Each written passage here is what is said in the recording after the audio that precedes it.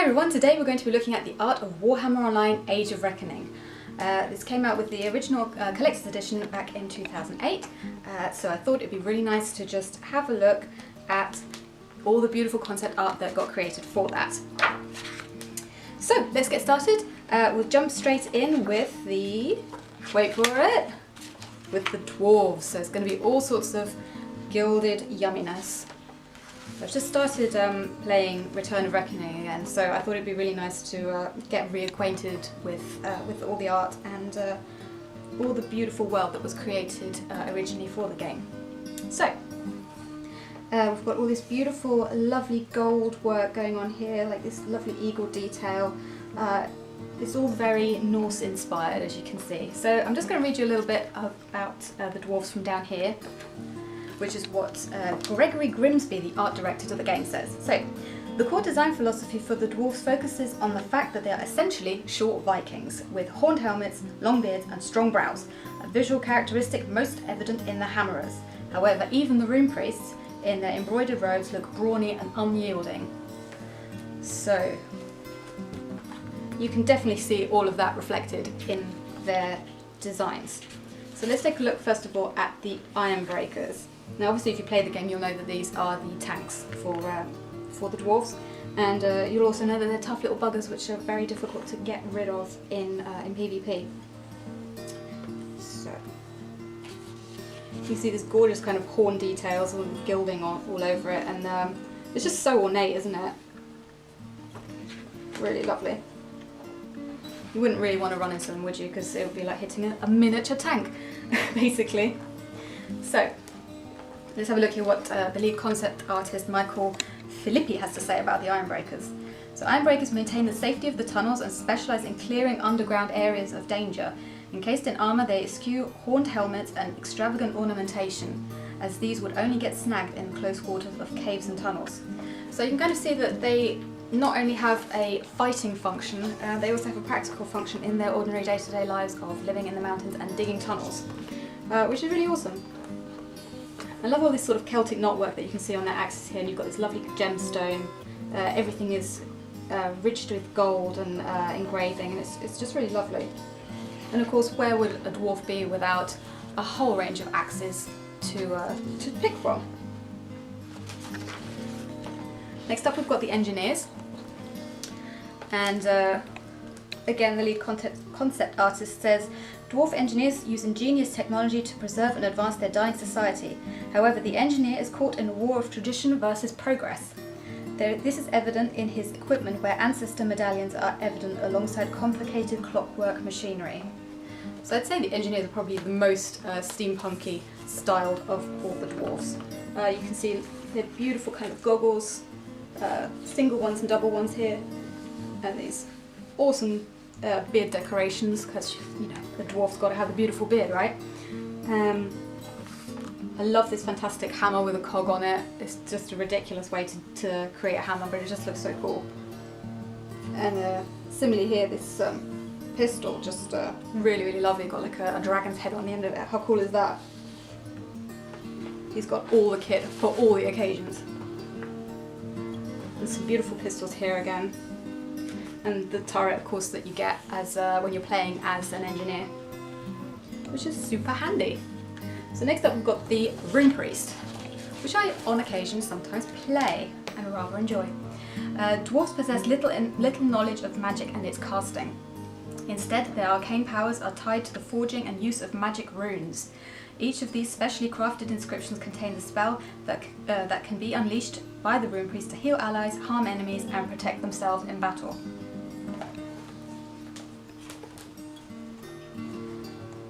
So as you can see, still a lot of gold. They're really into their bling, but they do all their forging and everything themselves, so hey, why not? Obviously a lot more clothy, but this lovely rich purple, like, you know, this guy is a really eminent Rune Priest. Really gorgeous. Now we've got some more Rune Priest designs. You know, things like details like this lovely dragon head. It's just really nice. And a spanner, a spanner as a staff, which is also really cool.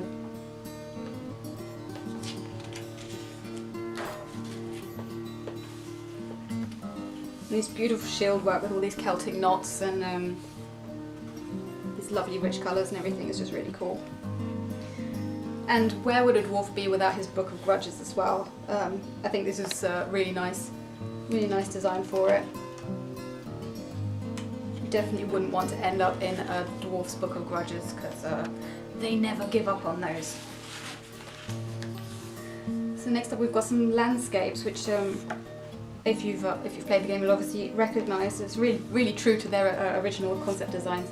You know, you've got these lovely cannons on top of this big, well, gigantic wall, and a tiny little man.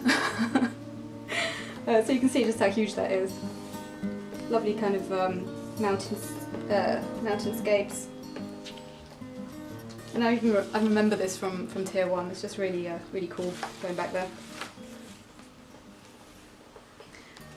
And here we have the big gate to Karak, their main city. I know this is quite a dark picture, but if you can see, it's basically a huge gate that's hewn into the mountainside itself, which must have been a huge feat of engineering, which obviously the dwarfs excel at extremely.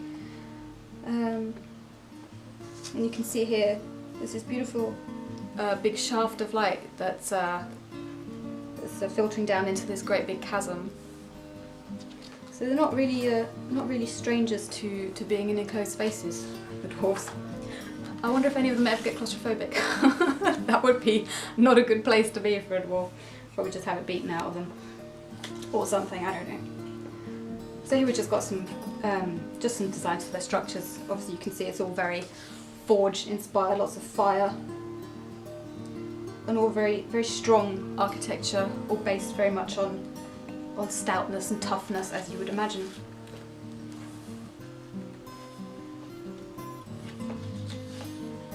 We've got this lovely chambers, the Temple of Guanine and the Lair. All these like light shafts where sort of polished metals would be filtering the light down into the chamber through the mountain. This is really interesting. This is the Dwarf Slayer Keep, so it's obviously got a slightly different feel because Slayers are not quite the same as the other dwarves. I'll read you a little bit about that. So the Slayer Keep is home to many of the doom-seeking dwarf slayers who believe death in combat is the only way to be absolved of some previous misdeed. Following the bleak outlook of its inhabitants, the keep is austere, functional and imposing. There is an oppressive sense of duty, and the weight of their ancestors standing in judgment over the dishonoured dwarves is ever present.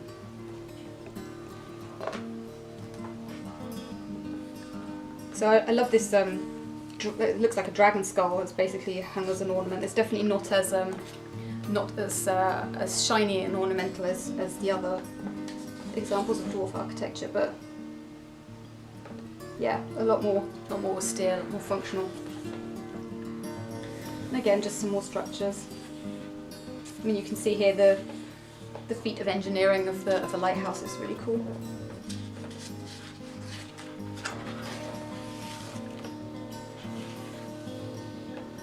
And I love how they've worked in a kind of hammer or axe motif actually into the bridge. It's just a really nice little detail that you might not immediately spot. And here we have the ironclad. So let's take a look at this. The ironclad had to be a thick armoured squat monstrosity. Dwarfs hate water, so what kind of ship would a dwarf would construct? A tank that floats on water, of course.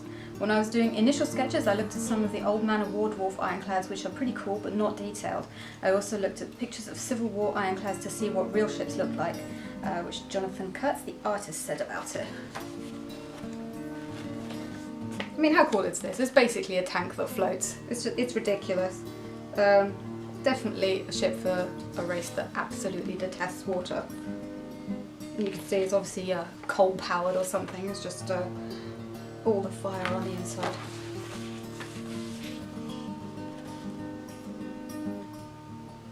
And yeah, so fire is the definite theme, which I can imagine you would want if you're inside huge caverns inside the mountainside. But how gorgeous is this? You know, just the way the light is really glowing on the inside there. It's really beautiful. And that's it for the dwarves. So in part 2 which is going to be the next video, we're going to be looking at greenskins. So if you like this video, then do hit the like button and subscribe to our videos and leave a comment below. It'd be lovely to hear what you thought about this video. It'd be really, really good. This book itself is not that easy to find anymore, but I will leave a link in the description below of where you can just about still get your hands on it. So until the next video, I'll see you soon. Bye!